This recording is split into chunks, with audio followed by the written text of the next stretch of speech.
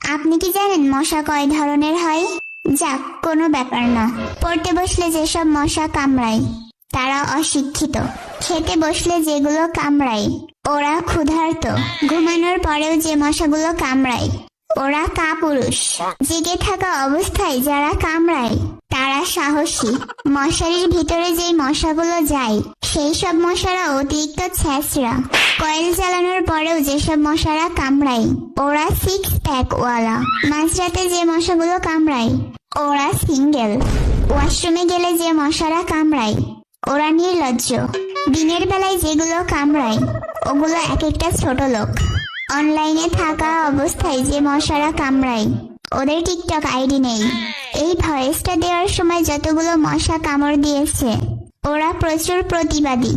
এই ভিডিওতে লাইক না দিলে মশা এবার আপনাকেও কামড়াবে। বাণীতে মশা বিজ্ঞানী।